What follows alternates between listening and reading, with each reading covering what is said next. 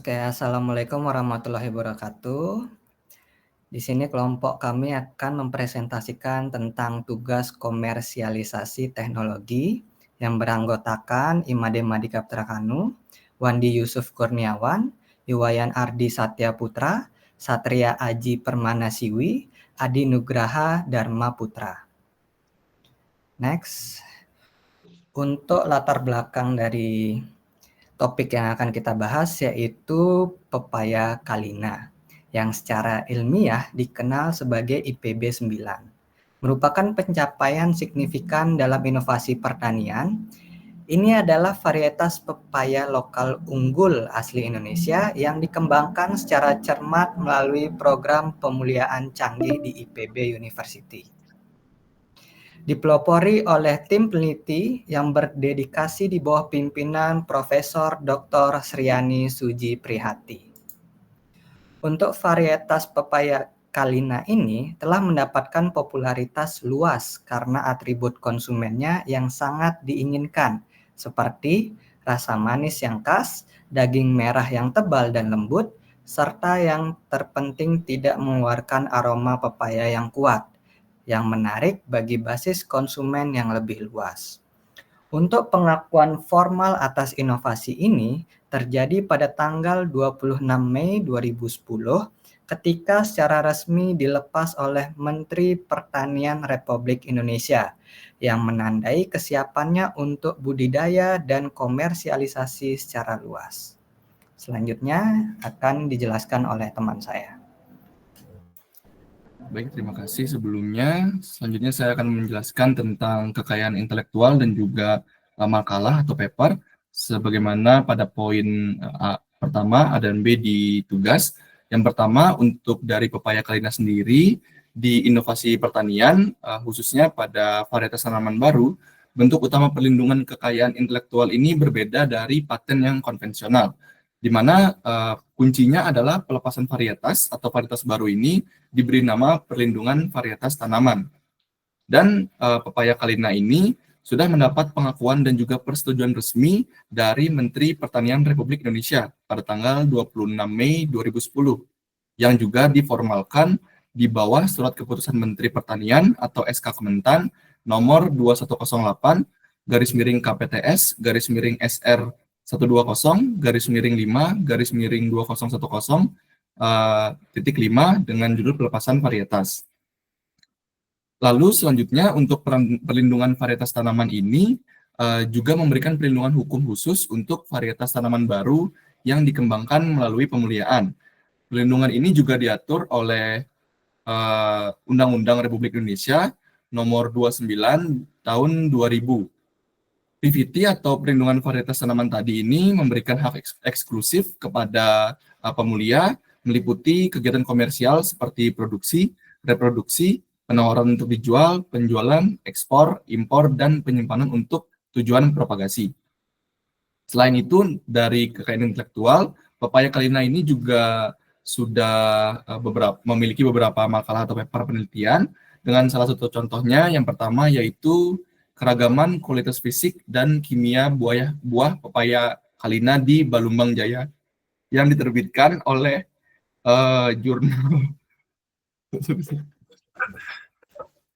jurnal Hortikultura di Indonesia pada tahun Agustus tahun 2022, di mana pada paper ini itu membahas secara cermat karakterisasi dan juga sifat fisik juga kimia dari pepaya kalina untuk berkontribusi pada upaya pengendalian dan juga peningkatan kualitas. Lalu selanjutnya makalah yang kedua atau penelitian yang kedua ini di judul pengaruh ekstrak etanol daun pepaya kalina terhadap indeks gonadosometik dan perkembangan folikel ovarium tikus wistat, di mana pada makalah ini atau paper ini diterbitkan melalui ResearchGate pada Desember 2022 yang mengeksplorasi potensi aplikasi medis khususnya sifat dari antifertilitas dan ekstrak daun pepaya kalina. Mungkin bisa di next. Baik, untuk selanjutnya adalah mungkin bisa selanjutnya. Baik, selanjutnya adalah kerjasama lisensi ataupun industri yang dimiliki oleh Pepaya Kalina ini. Di mana Pepaya Kalina ini atau IPB 9 itu memiliki kerjasama dengan CV Jogja Hortilestari dan juga PT Bogor Life Science Technology atau BLST. Di mana PT BLST ini memainkan peran yang sangat penting untuk perusahaan induk yaitu IPB University yang didirikan pada tahun 2003 dengan misi eksplisit untuk mengelola dan juga mengkomersialisasikan portofolio inovasi dan keahlian IPB yang luas. Di mana untuk di luar entitas langsung IPB, BLST secara aktif terlibat dalam kolaborasi yang lebih luas dengan mitra eksternal. Sebagai contoh yaitu Australia Indonesia Prisma Partnership, di mana kolaborasi ini bertujuan untuk mempromosikan dan juga adopsi serta penggunaan berbagai varietas benih yang ada di IPB dengan tujuan lebih lanjut yaitu untuk memperluas jangkauan pasar dan juga dampaknya. Mungkin bisa di next. Oke, untuk selanjutnya bisa dari Mas Mandi. Oke, selanjutnya di bagian startup yang terbentuk.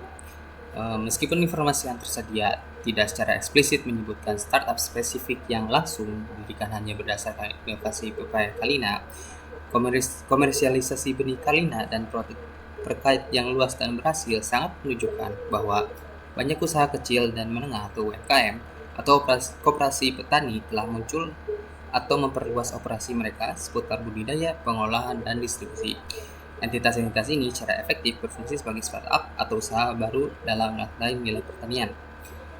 IPB University mempertahankan sikap proaktif dalam mendukung pembentukan startup sebagai jalur vital untuk mengkomersialisasikan inovasinya.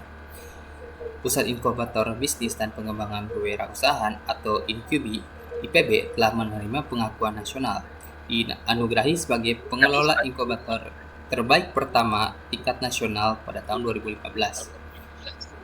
Science dan Technology Park di IPB yang telah berevolusi secara struktural dan awalnya di bawah BLST menjadikan Direktorat Universitas yang berdedikasi secara aktif memfasilitasi pertumbuhan startup inovatif melalui program inkubasi komprehensif dan proses spin-off.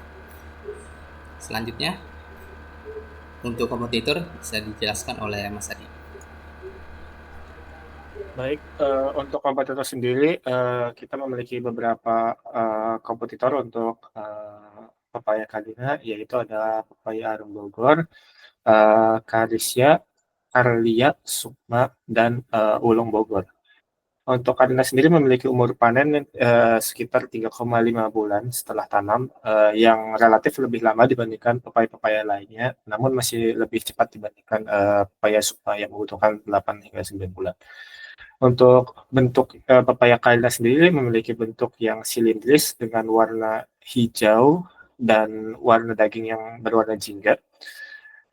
Kalina sendiri memiliki bobot yang relatif berat dibandingkan pepaya lainnya, yaitu berada di angka 1,2 hingga 1,3 kg, namun tidak lebih berat dibandingkan pepaya Sukma yang memiliki bobot 1,4 hingga 1,6 kg.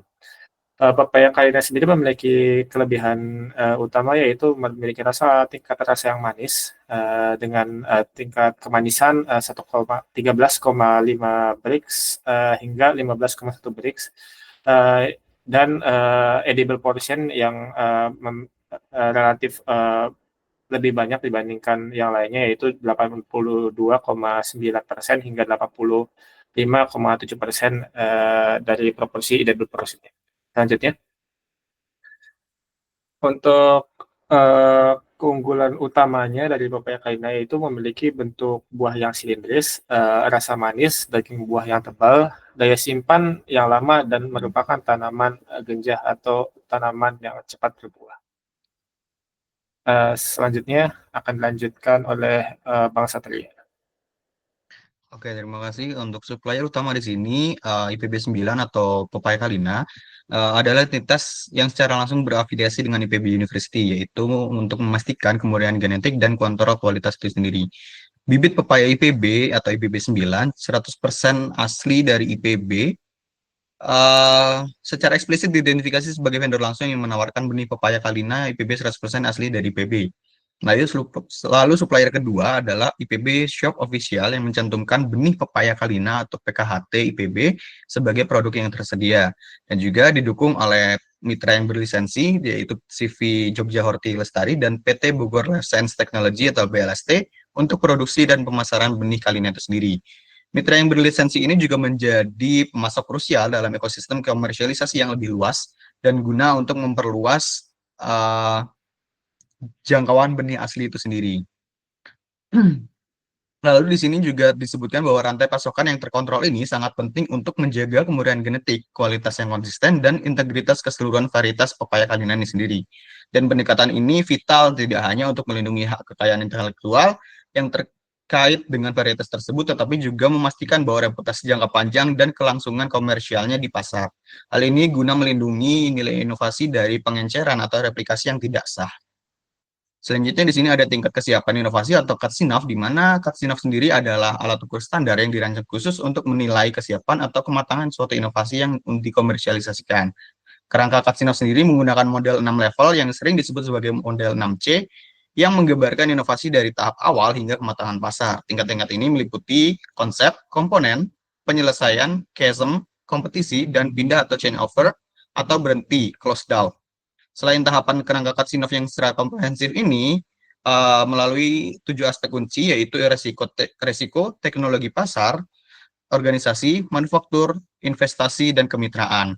Di mana untuk pepaya Kalina ini sendiri, mengingat kehadirannya yang telah lama dan budidaya yang meluas, dan juga aktivitas pasar yang berkelanjutan, pepaya Kalina ini memungkinkan besar berada pada tingkat kompetisi atau level 5. Di mana tahap ini menandakan kematangan pasar yang inovasinya telah mencapai keseimbangan yang stabil di pasar, meskipun upaya berkelanjutan masih diperlukan untuk mempertahankan posisinya terhadap persaing itu sendiri. Lalu tingkat CAT-SINAF yang tinggi ini juga menunjukkan bahwa pepaya Kalina ini mampu untuk bergerak melampaui tantangan awal untuk masuk ke pasar untuk membangun kehadiran kompetitif yang lebih kuat. Mungkin cukup sekian dari presentasi komersialisasi teknologi dari kelompok kami yang beranggotakan 5 orang, kurang lebihnya mohon maaf, dan wassalamualaikum warahmatullahi wabarakatuh.